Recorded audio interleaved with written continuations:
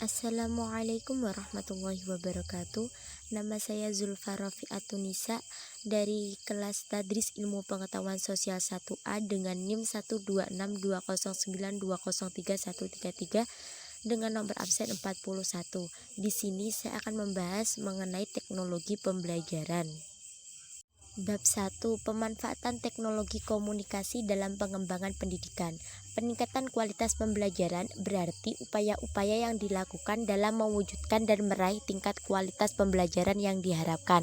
Peningkatan kualitas pembelajaran berarti upaya-upaya yang dilakukan dalam mewujudkan dan meraih tingkat kualitas pembelajaran yang diharapkan. Manfaat media teknologi pendidikan. Yang pertama, meningkatkan mutu pendidikan dengan jalan mempercepat rate of learning. Yang kedua, memberi kemungkinan pendidikan yang sifatnya lebih individual dengan jalan memperkecil atau mengurangi kontrol guru yang tradisional dan kaku. Yang ketiga, memberi dasar pengajaran yang lebih ilmiah dengan jalan menyajikan atau merencanakan program pengajaran secara logis dan sistematis. Yang keempat, pengajaran dapat dilakukan secara mantap dikarenakan meningkatnya kemampuan manusia sejalan dengan pemanfaatan media komunikasi dan dapat disajikan lebih konkret dan rasional. Pemanfaatan teknologi informasi dalam pendidikan. Pemanfaatan teknologi informasi dalam pendidikan mempunyai arti penting terutama dalam rangka pemerataan pendidikan dan peningkatan kualitas pendidikan di Indonesia.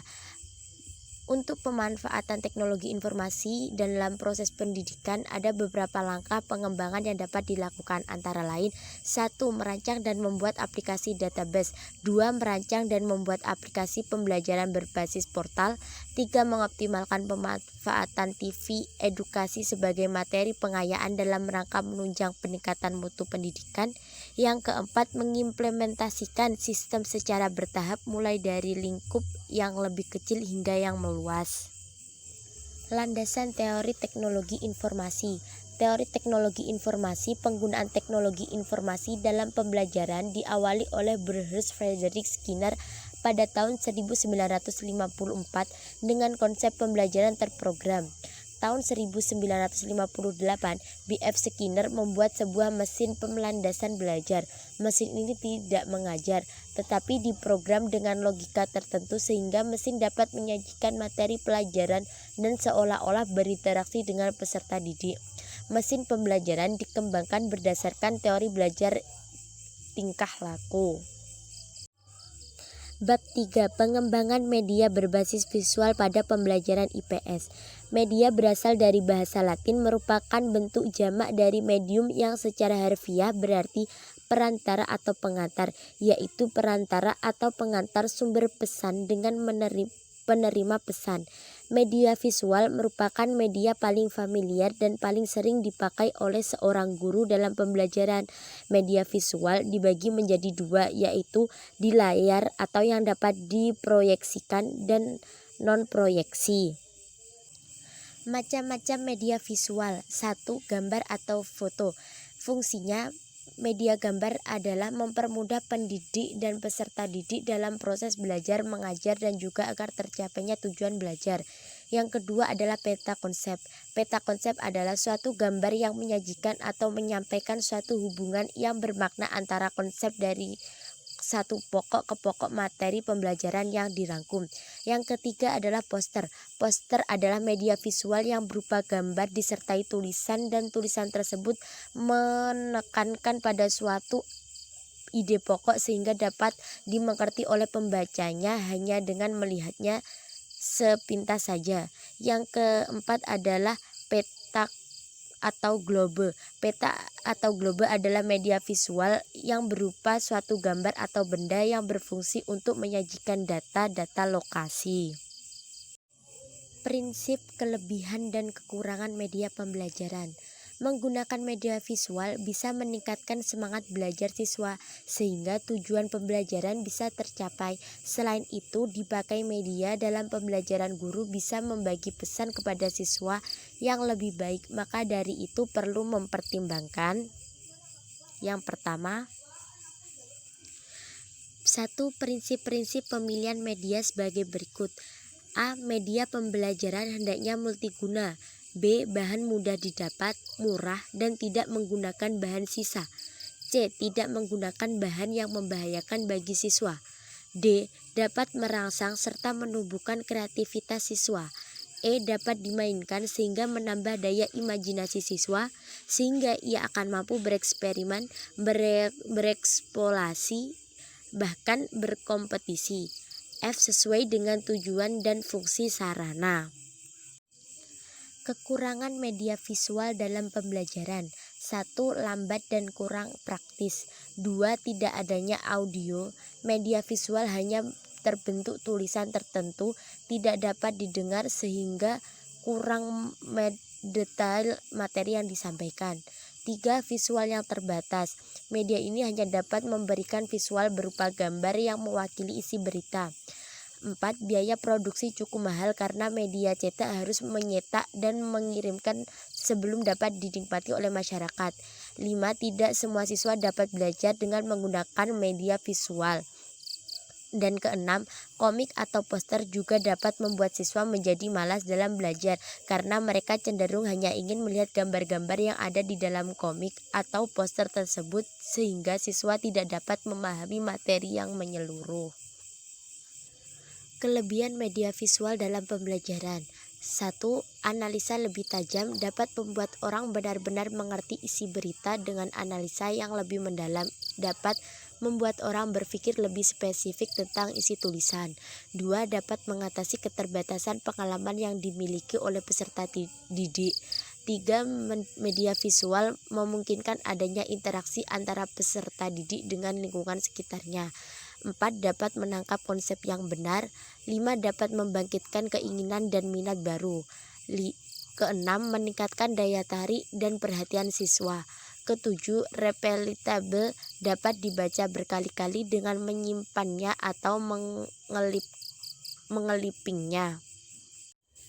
Bab yang keempat, pengembangan media berbasis audiovisual dalam pembelajaran IPS.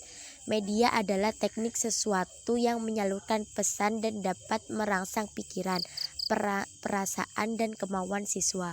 Audiovisual adalah gabungan dari kata audio dan visual. Audio adalah suara yang dapat didengar, sedangkan visual adalah yang dapat dilihat. Audiovisual merupakan media yang terjadi dari media audio dan visual yang digunakan sebagai perantara untuk menyampaikan konsep. Macam-macam audiovisual. Media audiovisual diam, menampilkan suara dan gambar diam seperti film bingkai suara, film rangkai suara. Media audiovisual gerak, menampilkan unsur-unsur gambar yang bergerak seperti film, video kaset, dan lain-lain. Contoh media audiovisual: 1. Film bersuara, 2. Televisi, 3. Storyboard dan penulisan naskah, 4. OHP, dan kelima slide dan film strip. Fungsi dan manfaat media audiovisual. Media audiovisual dapat berfungsi untuk menyampaikan informasi dalam bidang sekaligus konsep bagi setiap orang, sehingga dapat memperluas pergaulannya. Sedangkan media ini juga dapat membantu seseorang dalam upayanya untuk memperoleh pemahaman terkait dengan orang lain ataupun istiadat. Bab yang terakhir adalah bab 5, pengembangan media berbasis komputer, Microsoft PowerPoint, dan media internet pada pembelajaran IPS. Dengan adanya internet, pembelajaran menjadi tidak terbatas. Peserta didik dapat mempelajari segala ilmu pengetahuan secara mandiri.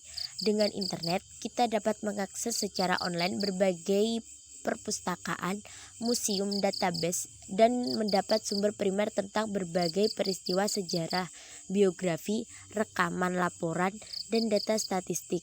Berikut manfaat internet sebagai media pembelajaran. 1. Dimungkinkan terjadinya distribusi pendidikan ke semua penjuru tanah air dan kapasitas daya tampung yang tidak terbatas karena tidak memerlukan ruang kelas. 2. Memproses pembelajaran tidak terbatas oleh waktu seperti halnya tatap muka. Yang ketiga, Pembelajaran dapat memilih topik atau bahan ajar yang sesuai dengan keinginan dan kebutuhan masing-masing peserta didik. Yang keempat, dengan disajikannya beragam materi, peserta didik bisa menambah pengetahuan dan wawasan mereka. Namun, dalam hal ini perlu pendampingan khusus dari guru dan orang tua. Kelebihan penerapan pembelajaran internet adalah: 1. Dapat diakses dengan mudah. Cukup menggunakan smartphone atau perangkat teknologi lain seperti laptop yang terhubung dengan internet, sudah bisa mengakses materi yang dipelajari. 2. Biaya lebih terjangkau. Tentunya kita semua ingin menambah ilmu pengetahuan tanpa kendala keuangan. Dengan bermodalkan paket data internet, kita dapat mengakses berbagai materi pembelajaran tanpa khawatir ketinggalan pelajaran apabila tidak hadir. Yang ketiga, waktu belajar fleksibel. Dengan kebebasan mengakses kapan saja, waktu belajar akan lebih fleksibel dan menyesuaikan waktu ternyamannya kita memahami pelajaran. 4. Wawasan yang luas. Dengan menerapkan pembelajaran melalui internet, tentunya akan menemukan banyak hal yang semula belum diketahui. Hal ini disebabkan beberapa materi pelajaran yang tersedia di e-learning belum tersedia dalam media cetak seperti buku yang sering digunakan dalam metode belajar mengajar konvensional. 5. Berbeda dengan pembelajaran melalui tatap muka yang dilakukan dengan membaca buku. Kekurangan penerapan pembelajaran internet adalah: 1. Keterbatasan akses internet. Salah satu kekurangan metode pembelajaran e-learning adalah terbatasnya akses internet. Jika seseorang berada di daerah yang tidak mendapatkan jangkauan internet stabil, maka akan sulit untuk mengakses layanan internet.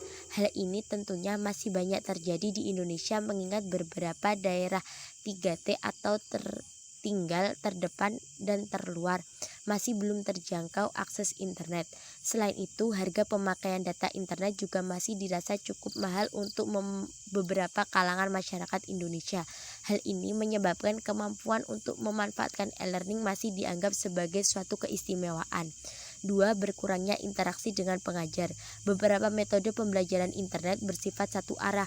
Hal tersebut menyebabkan interaksi pengajar dan siswa menjadi kurang sehingga akan sulit bagi Anda untuk mendapatkan penjelasan lebih lanjut mengenai materi yang sukar dipahami. Demikian pembahasan mengenai teknologi pembelajaran.